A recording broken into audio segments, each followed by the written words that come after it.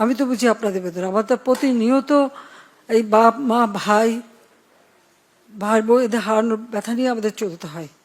এমনকি লাশটাও তো দেখতে পারিনি, কাফন দাফনটাও তো করতে পারিনি, দেশেও ফিরতে পারিনি, 6 বছর আসতে দেয়নি আমাকে। তারপর যখন আসছি সারা বাংলাদেশ ঘুরছি, চেয়েছি এই দেশের মানুষের জন্য একটু, কারণ আমার বাবা বলতেন দুঃখী মানুষের মুখে হাসি ফোটাও, আমি সেই চেষ্টাই করে যাচ্ছিলাম।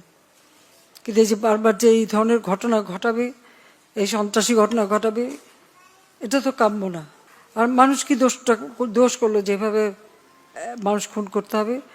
মানুষ খুন করে সরকার পতন, এটা কবে হয়, কখন হয়?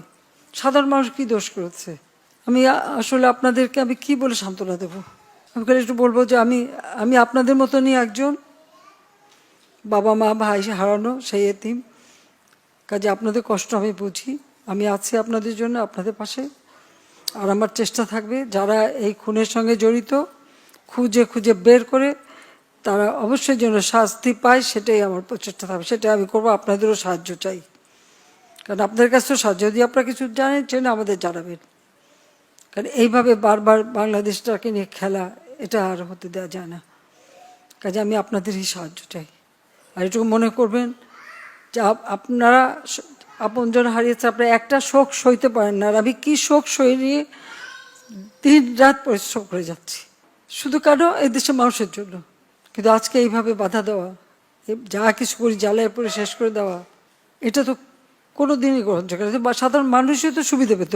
এই মেট্রো রেলে কারা চলতে, এক্সপ্রেস ওয়েতে কারা চলে? মানুষের কাজ করাটাই তো আমার কাজ।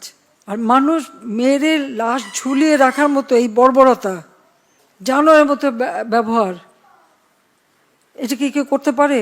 এটা কি কোনো একজন মুসলমানের লাশ ঝুলায় রাখবে পা বেঁধে? যারা এগুলির সাথে জড়িত অবশ্যই তাদের বিচার হবে, তাদের বিচার করতে হবে, নইলে মানুষের নিরাপত্তা দেওয়া যাবে না। আপনাদের কাছে শুধু এটুকু বলবো যে আপনারা সবর করেন আর আল্লাহকে ডাকেন যেন এই সমস্ত খুনি জালেম এদের হাত থেকে আমাদের দেশটা যেন রেহাই পায়। শুধু আমি এইটুকু বলতে পারি যে আমি আপনাদের সাথে আছি, পাশে আছি।